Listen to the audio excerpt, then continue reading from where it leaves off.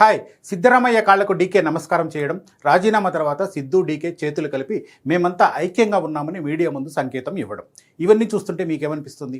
కర్ణాటకలో అధికార మార్పిడి సవ్యంగా జరిగిందని అనుకుంటున్నారు కదా. పైకి అలాగే కనిపిస్తుంది, కానీ సిద్ధరామయ్యను తక్కువ అంచనా వేయడానికి వీల్లేదు. వెళ్తూ వెళ్తూ డీకే శివకుమార్ను ఉక్కిరిబిక్కిరి చేసేలా ఓ టైం బాంబును ఫిక్స్ చేశారు సిద్ధరామయ్య. దాని పేరే కులగణన నివేదిక. సరిగ్గా రాజీనామాకు ముందే ఈ నివేదికను సిద్ధరామయ్య ఎందుకు ఆమోదించారు? కర్ణాటకకు కాబోయే సీఎం డీకేఎస్కు ఇది అగ్నిపరీక్షగా ఎందుకు మారబోతోంది? సిద్ధు మార్కు సైలెంట్ రివెంజ్గా దీనిని చెప్పుకోవచ్చా?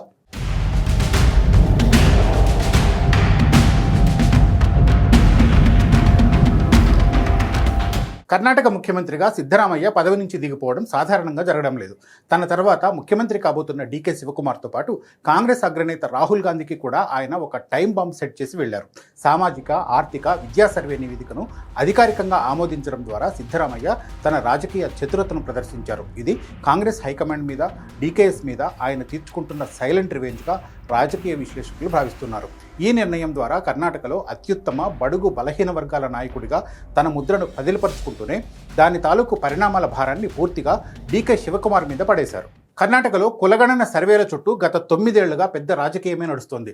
2 సార్లు ఈ సర్వేలు జరగగా ఆ 2 సమయాల్లోనూ సిద్ధరామయ్యే ముఖ్యమంత్రిగా ఉండటం విశేషం. 2015లో మొదటి ప్రభుత్వ హయాంలో కాంతరాజ్ నేతృత్వంలో కుల సర్వే నిర్వహించారు. అది 2017 నాటికి పూర్తయిన లింగాయత్, ఒక్కలిగ వంటి ఆధిపత్య కులాల వ్యతిరేకతతో పాటు కొన్ని సాంకేతిక కారణాల వల్ల అది అమలు కాలేదు. ఆ తర్వాత వచ్చిన జేడీఎస్, కాంగ్రెస్, బీజేపీ ప్రభుత్వాలు కూడా వ్యతిరేకత వస్తుందన్న భయంతో ఆ రిపోర్టును బయటపెట్టే సాహసం చేయలేదు. ఇక 2023లో మళ్లీ అధికారంలోకి వచ్చిన సిద్ధరామయ్య పాత డేటాతో సంబంధం లేకుండా 2025 మేలో కొత్త సర్వేకు ఆదేశించారు. వేగంగా ఈ సర్వేను పూర్తి చేయించి తాను పదవి నుంచి దిగిపోయే ముందు కమిషన్ నుంచి ఏరి కోరి మరీ ఈ రిపోర్టును తెప్పించుకున్నారు.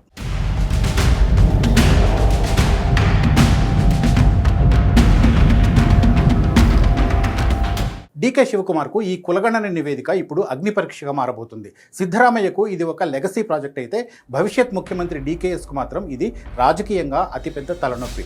2025 సర్వేలో దాదాపు 5.9 కోట్ల మంది వివరాలు సేకరించారు. లీక్ అయిన సమాచారం ప్రకారం కర్ణాటకలో బీసీలు, ఓబీసీల జనాభా ఏకంగా 69.6%గా ఉంది. ముస్లింలు 14% ఉంటే ఆధిపత్య కులాలుగా భావించే లింగాయతులు కేవలం 11%, ఒక్కలిగలు 10 నుంచి 12%గా తేలారు. కర్ణాటకలో దశాబ్దాలుగా రాజకీయ ఈ 2 కులాల చుట్టే తిరుగుతున్నాయి.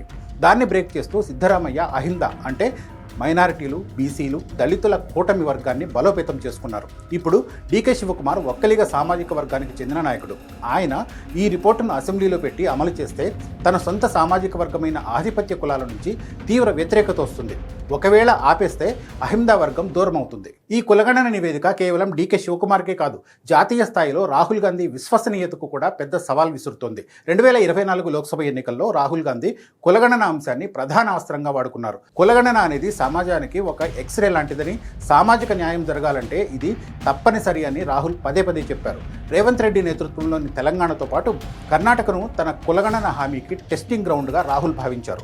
శివకుమార్ నేతృత్వంలోని కొత్త ప్రభుత్వం ఆధిపత్య కులాలకు భయపడి ఈ నివేదికను అసెంబ్లీలో ప్రవేశపెట్టకపోతే రాహుల్ గాంధీ జాతీయ స్థాయి క్రెడిబిలిటీ దెబ్బతింటుంది. కాంగ్రెస్ పార్టీ జాతీయ స్థాయిలో కులగణన అడుగుతూ సొంతంగా అధికారంలో ఉన్న చోట మాత్రం అమలు చేయట్లేదని బీజేపీ విమర్శించడానికి ఇది అతిపెద్ద ఆయుధంగా మారుతుంది.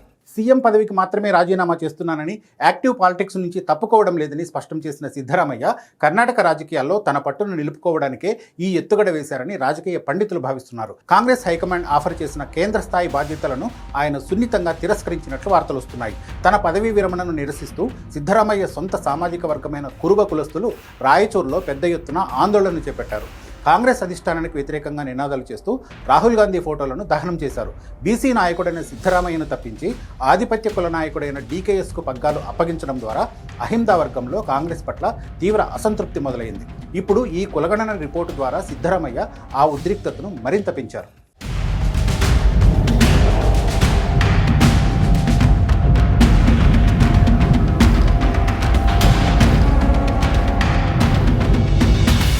సీఎం కుర్చీ దిగుతున్నా కూడా తన వారసుడు, కాంగ్రెస్ హైకమాండ్ ఇద్దరు రాజకీయంగా తన కన్నుసన్నల్లోనే ఉండేలా సిద్ధరామయ్య ఒక పర్ఫెక్ట్ పొలిటికల్ ట్రాప్ సెట్ చేశారని చెప్పొచ్చు.